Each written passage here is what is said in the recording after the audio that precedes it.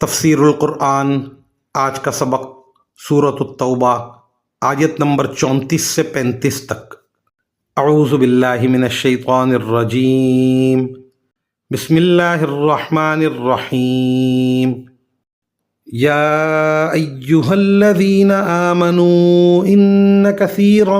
من الاحبار والرہبان لیأکلون اموال الناس بالباطل ويصدون عن سبيل الله والذين يكنزون الذهب والفضة ولا ينفقونها في سبيل الله فبشرهم بعذاب أليم یوم یحمى علیہا فی نار جہنم فتکوی بہا جباہہم وجنوبہم وظہورہم ھذا ما کنزتم لانفسکم فذوقوا ما کنتم تکنزون۔ ترجمہ: اے ایمان والو، یہودی احبار اور عیسائی راہبوں میں سے بہت سے ایسے ہیں کہ لوگوں کا مال ناحق طریقے سے کھاتے ہیں اور دوسروں کو اللہ کے راستے سے روکتے ہیں،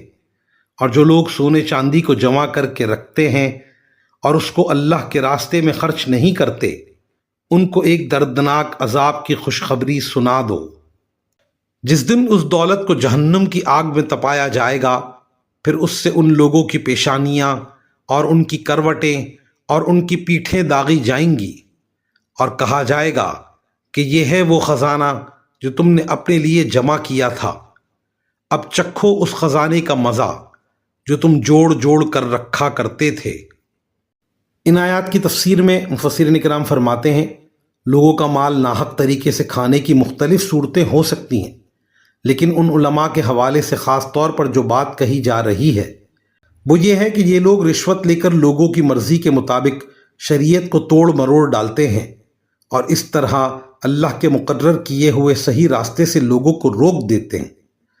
مزید فرمایا کہ یہ آیات اگرچہ براہ راست ان اہل کتاب کے بارے میں نازل ہوئی ہیں جو بخل کی وجہ سے مال جمع کرتے رہتے تھے اور ان کے شرعی حقوق ادا نہیں کرتے تھے،